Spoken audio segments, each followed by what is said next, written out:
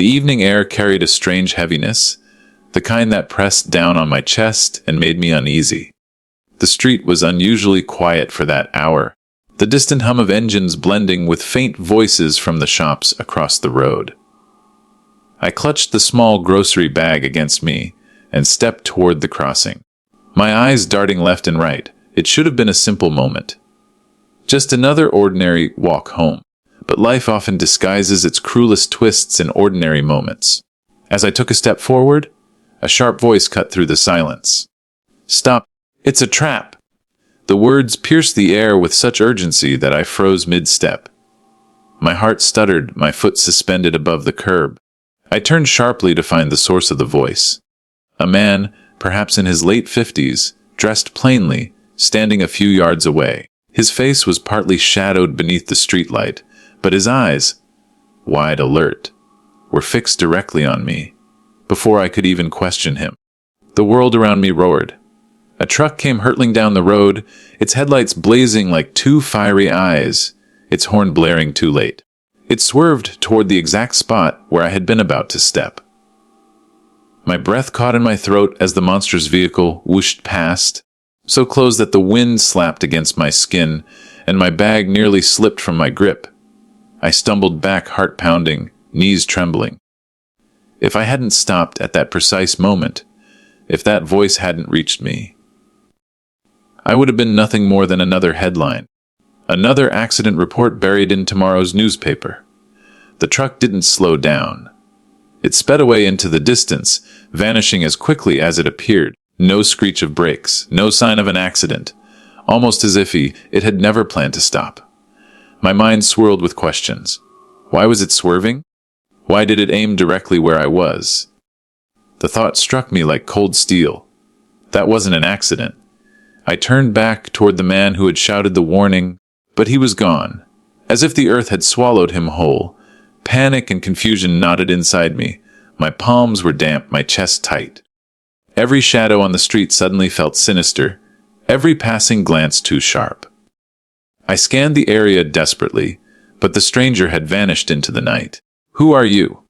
I whispered to the emptiness. But no answer came. Only the fading echo of his words haunted me. "Stop. It's a trap."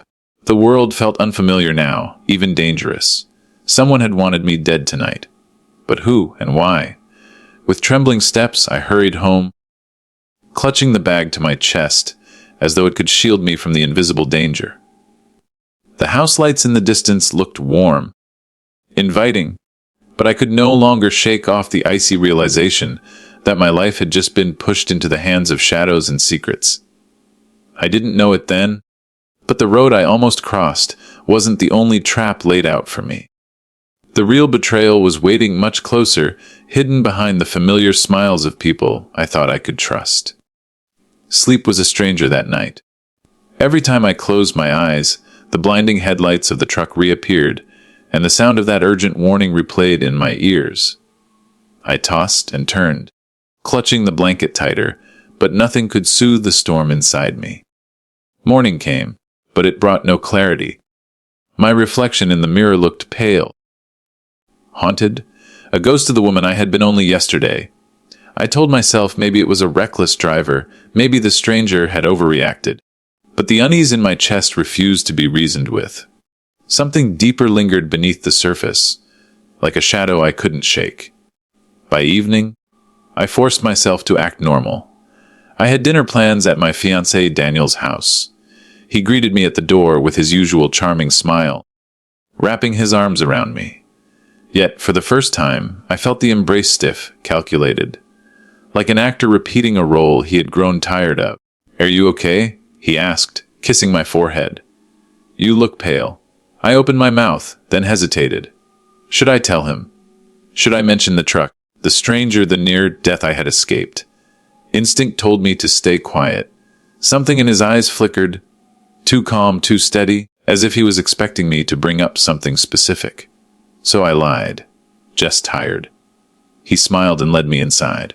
But while he set the table, I noticed his phone buzzing on the counter. The name flashing across the screen made my heart stutter. Clara, my best friend. I frowned.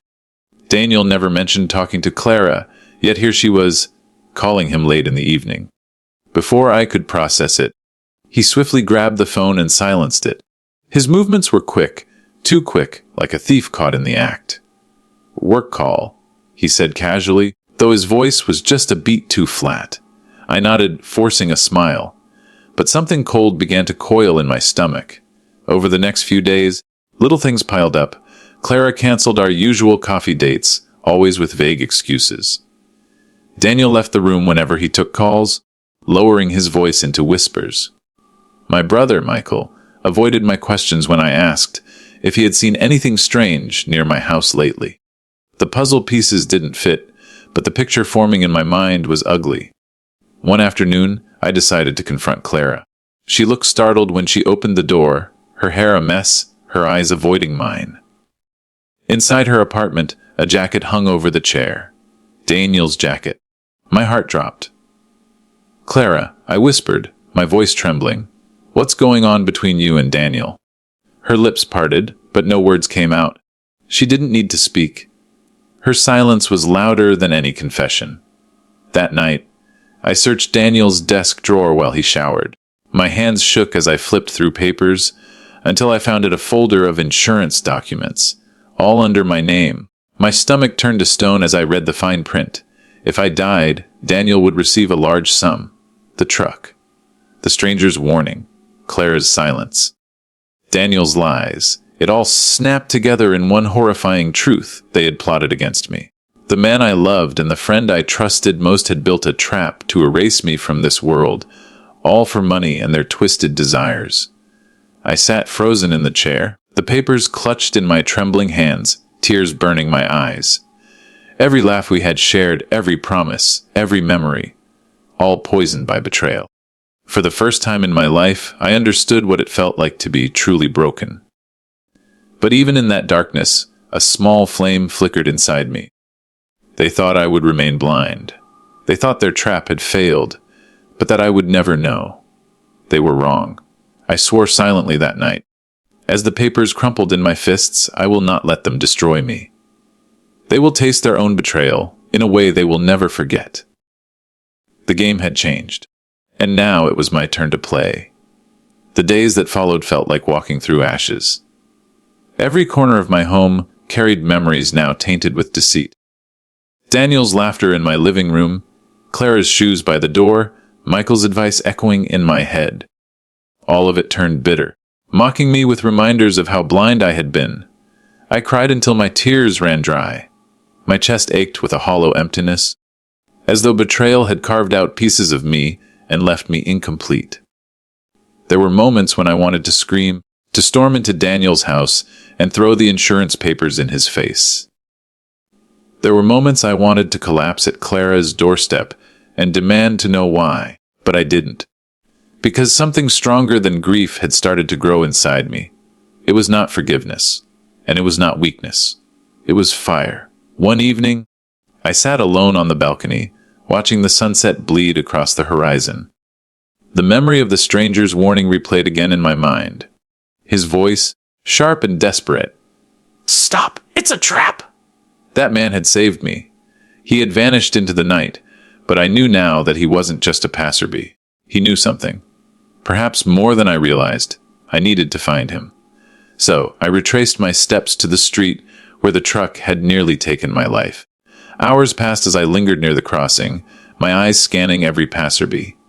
Just as the streetlights began to flicker to life, I saw him. Same plain clothes, same sharp eyes. He stood on the opposite side of the road, watching me. This time, he didn't vanish. I crossed slowly, my heart pounding. "You," I whispered, almost breathless. "You saved me. Who are you?" The man studied me with quiet intensity. "Call me Elias," he said finally. "And you don't owe me thanks.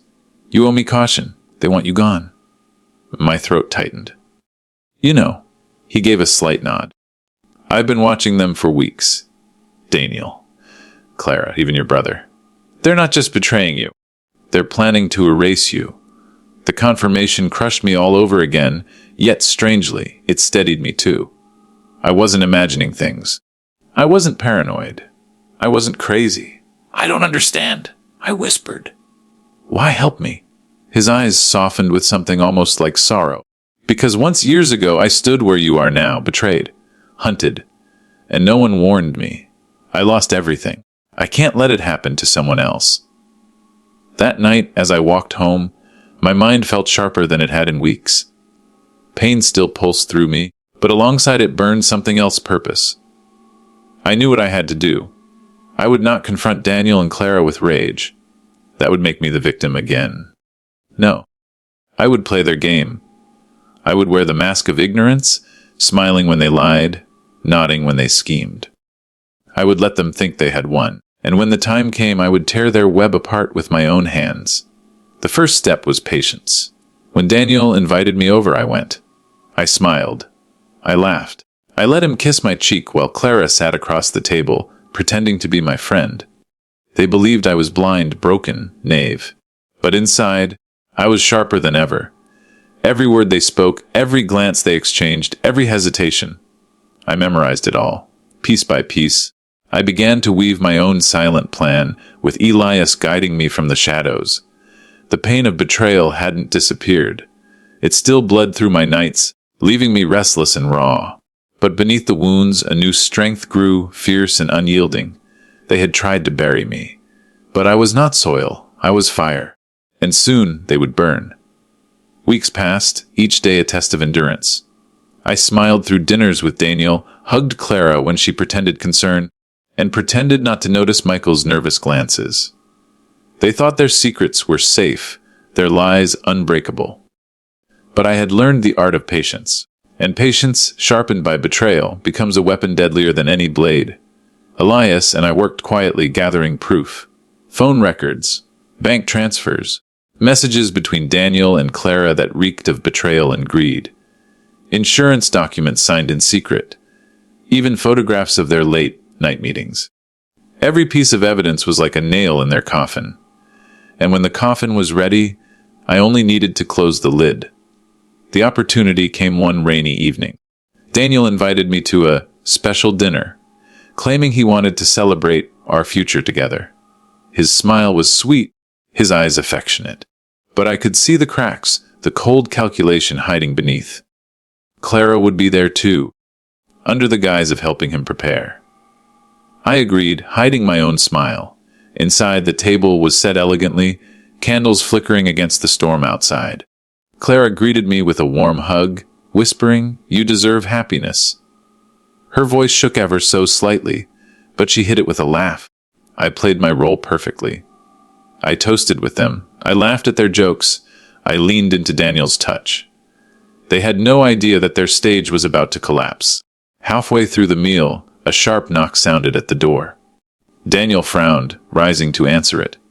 When he opened it, 2 officers stepped inside, rain dripping from their coats. Elias followed behind, carrying a folder thick with documents. "What is this?" Daniel demanded, his voice suddenly hard. I rose slowly, my hands steady, my heart thundering. "This," I said coldly, "is the truth you thought I'd never find." Clara's face drained of color. Daniel clenched his fists. The officers laid the evidence on the table. The insurance fraud, the plans, the proof of their affair, even details of the failed accident with the truck. Every secret they had buried spilled out into the open under the glow of candlelight. "You set a trap for me?" I whispered, tears stinging my eyes, but my voice unshakable. "But you forgot one thing: traps can be reversed." Clara stammered, "Alina, please, it's not what it looks like." "Don't." I cut her off, my voice sharper than steel. "I trusted you with my life, and you sold it for money." Daniel tried to step toward me, but the officers moved in, restraining him. His mask of charm shattered, revealing the cold, greedy man beneath. "You'll regret this!" He spat, his voice venomous. I met his gaze, my own steady. "No, Daniel, I'll finally sleep in peace because of this." The storm outside raged as they were taken away, their protests swallowed by the thunder. Clara's sobs echoed in my ears, Daniel's fury burned in his eyes. But none of it touched me anymore. For the first time since that night on the road, I could breathe. Elias stood quietly by the door, watching me. I turned to him, my voice soft. Thank you for giving me the chance to fight back." He shook his head. "You gave yourself that chance. I only pointed the way." A silence stretched between us, heavy but comforting. We both carried scars of betrayal, but tonight, mine had turned into something else: strength. Later, I walked alone to the crossing where it all began. The rain had washed the streets clean, glistening under the dim streetlights. I stood at the edge of the road, staring at the place where the truck had nearly ended me. "Your trap became mine," I whispered into the night. And for the first time, the darkness didn't scare me. It bowed before me.